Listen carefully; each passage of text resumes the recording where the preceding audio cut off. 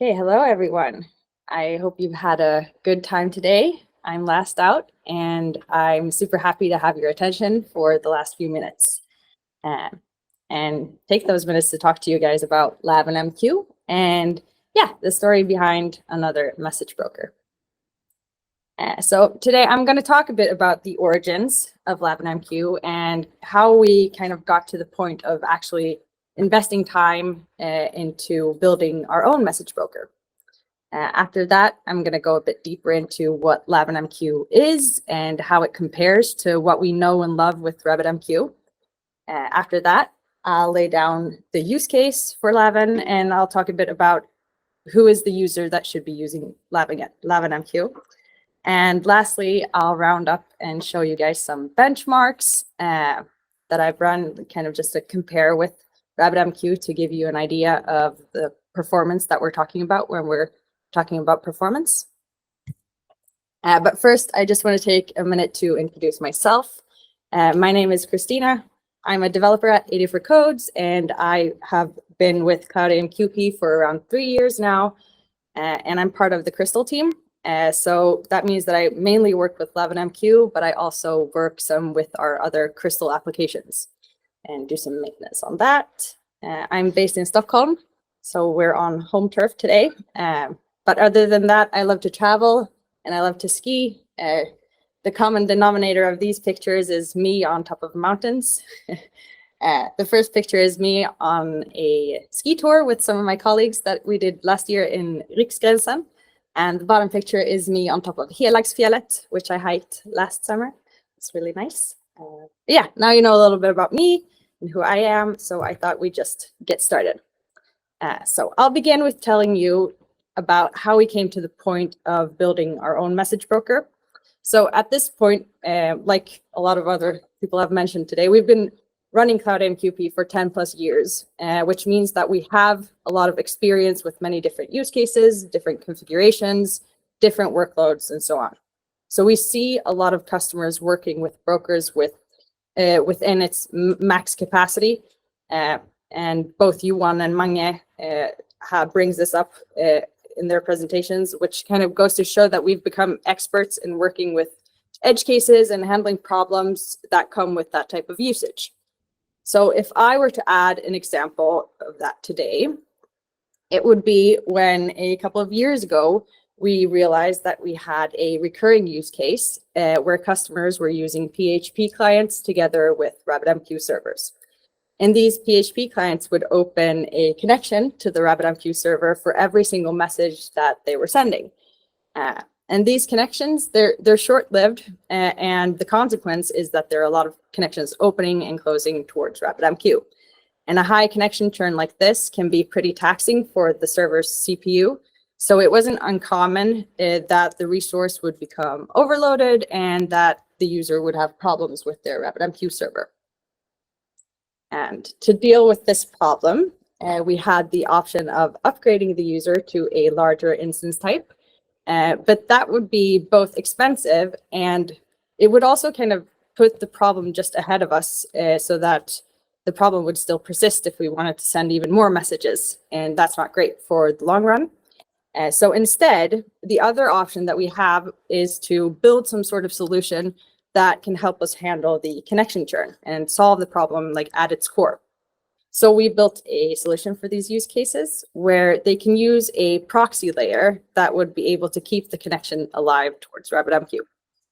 We call this proxy layer AMQ proxy, and the proxy stores connection credentials and it maintains that connection towards RabbitMQ. So when that PHP client opens connections to the proxy using those credentials, the proxy then reuses the connection towards RabbitMQ. And in that way, we can keep the connection churn low and we solve the problem for our users without needing to scale up the instance. So the AMQP proxy, it needed to support a large number of AMQP protocol features in order for us to be able to use it against RabbitMQ. So after putting a little bit of effort into building AMQP proxy, we got some really impressive performance results. And here we start thinking, if building AMQP proxy went as smoothly as it did this time, how much effort would it be to just build our own message broker and solve a lot more problems at the root of the issue? So now, of course, it proves to be a little bit more effort than initially put into AMQP proxy, but the important thing is that it wasn't out of reach. And in 2018, I think, the LavinMQ project launched with the goal to build a message broker that focuses on resource efficiency and solving performance problems for our users. And today, LavinMQ is a tool in our CloudAMQP toolbox for kind of streamlining our customers' workflows. So now some of you are probably wondering, what is LavinMQ and what makes it different from RabbitMQ more specifically? And I'll start with saying that LavinMQ is an AMQP message broker, speaking the AMQP 091. I think Johan mentioned that as well. But that means that a lot of what you already know about RabbitMQ and how message queuing works can be directly applied onto LavinMQ as well. And because of a nice feature with this is that you can use all of your RabbitMQ clients directly with LavinMQ, and it behaves the exact same way, which is very convenient. Yeah, LavinMQ, it has the same type of routing. You have topic exchanges, fan exchanges, stream queues, all of that stuff. So what's the actual difference then? And starting with availability, as you may know, let's see, yeah. As you may know, RabbitMQ supports multi-clustering, which means that if one node goes down, the cluster is still going to be reachable because the other nodes are still able to process messages. And this is great for those who need to have their cluster available at all times, can't have any downtime whatsoever. But this also comes with the cost of complexity and significant overhead. And for LavinMQ, we have a single node with the possibility for standby replication. So if you're familiar with Postgres replication, this is pretty similar. You have a leader node, and then you have follower nodes, and the leader node will stream data to the follower nodes. So if a leader has to go down, the followers can fail over and take over where the leader has stopped. And to say, we're working pretty actively with this feature. So hopefully soon we have features like automatic failovers, and it becomes more advanced and a better feature, better user experience. So to say that LavinMQ is a single node application might soon be outdated, but I still like to say that for now it's a single node application, but you can expect something more pretty soon. Yeah, so with a single node application, downtime, there will still be downtime, but with LavinMQ, the recovery is extremely fast. And in many cases, it actually produces less downtime than a 3-node RabbitMQ cluster with mirrored classic queues. And several nodes have failed. They need to get back up again, and they have to start synchronizing, and that can take up to several minutes. So, and a lot of times we see that LavinMQ is a really good alternative, and you hardly even notice that it has downtime when it goes down. So yeah, moving on to scalability. RabbitMQ, like as a single node, isn't overly flexible. So for many CloudAMQP users, we see memory issues due to a sudden increase in workload. This can be due to like memory intensive stuff, like receiving an increased amount of messages or an increase in connections, lead to memory or CPU problems and can cause the server to crash. There's, of course, the option of scaling horizontally. But yeah, like I said, that's more expensive, but it's definitely a possible workaround. However, now that we have LavinMQ, we might be able to work a little bit differently with some of these use cases and maybe avoid horizontal scaling for some cases. So LavinMQ, it's built to be more efficient, so it's better at utilizing the resources that it has, and in turn, it becomes more scalable or flexible, even as a single node application. So for example, or an example of this is that we write all of the messages persistently down to disk, and then we only map them into memory when we need to read or write a message, which allows us to have a lot more memory space to utilize than if we were to cache all of the messages in RAM or in memory. So this means LavinMQ is less likely to crash if there's a sudden increase in message flow or an increase in connections to the broker. I also want to mention complexity. So RabbitMQ, it's a very powerful tool, and it can be used in the majority of message queuing scenarios. Because that configuration in RabbitMQ is so extensive. And this is great because it can support a lot of complex solutions, but it also means that it requires a deeper knowledge of that software, and that it's easier to put your cluster in a bad state, or like by configuring variables that you might not have understood completely, or you're using features in the wrong way. Yeah, but with LavinMQ, we've really made the effort to keep the configuration requirements as minimal as possible, keep the feature support very lean, and this is kind of exemplified in the way that we don't have support for plugins like RabbitMQ does. Instead, we implement key features like federation, shovels, or stream queues. We implement it natively into LavinMQ, and we really value that trade-off that we get with a lightweight product where it's easy to set up and get right from the start, even for beginners in the field.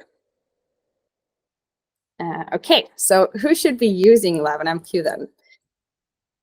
Like all questions today, I feel like this is a pretty complicated question, and it really depends on the exact use case. But I thought I'd show some pointers. So first of all, it's important that you're working with a single node broker, and that you can handle a second of downtime if you need to upgrade your instance or if you need to scale your instance. Another point would be that you don't have a high dependency on a RabbitMQ specific plugin. So if you know that you have a high dependency on a plugin that only exists in RabbitMQ, you should think twice. And you should also be running AMQP 091 for LavinMQ to fit your use case.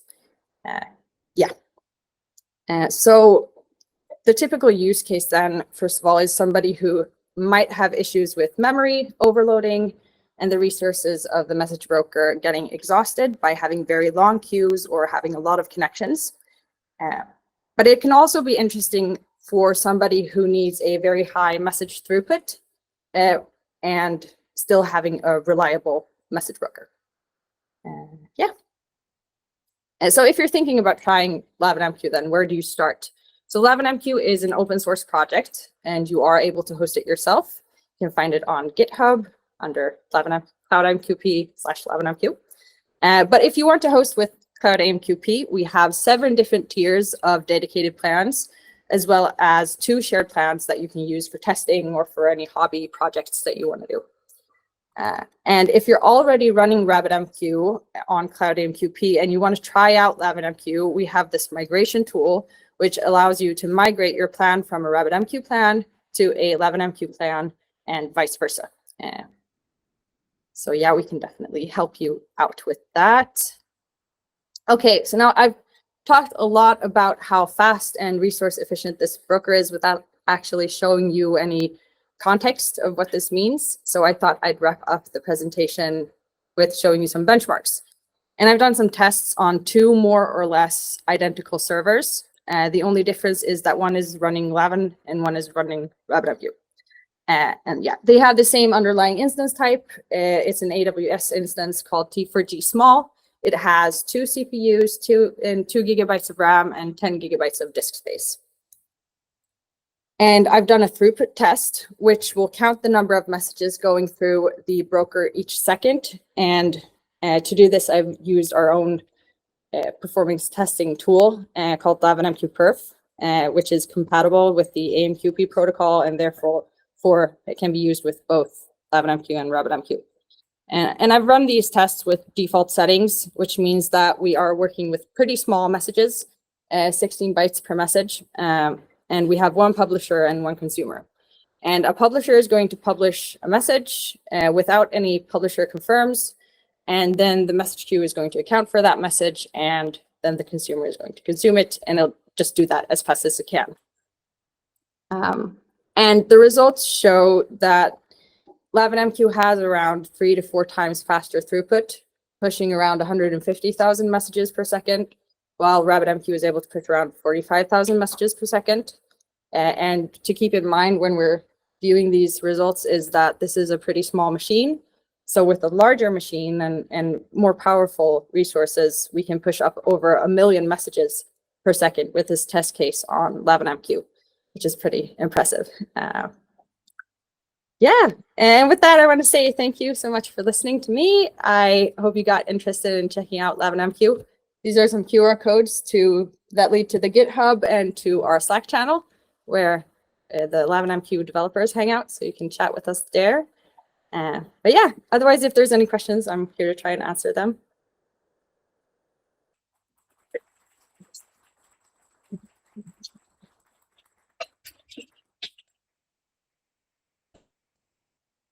Thank you so much. Thank you so much, Christina, and thank you, Johan, Mange, and Erika for the presentations today. It's been nice. I heard a raised hand. I think you can answer it. Yeah, okay. I have a question about the transition. If I decide to switch to LavinMQ, does the system provide zero downtime? No, there will have to be a downtime when you migrate your instance. Not if you use federation. Oh. I mean, if you want to move to, and you can move back and forth, you can use federation, and then you don't have a downtime. Oh, okay. I wasn't aware. But not in the automatic migration tool. Oh, yeah. Okay. Yeah. Yes. So yeah, that was what I was meaning. Yeah. So yeah, like Johan said, you can do it without downtime, but with our migration tool, there is going to be downtime. Yeah. Thanks. Thank you.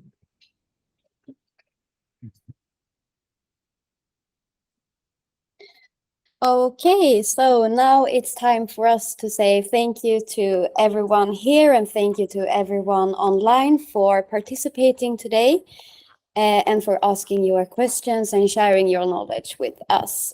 And if you didn't get a chance to ask your question, or if you just want to chat with any of us, please feel free to grab anyone from the 84 Codes team during lunch. And you can, of course, also reach out to our support inbox. And as Christina said, you can, of course, join our LavinMQ Slack channel, or why not send us a friend request on LinkedIn.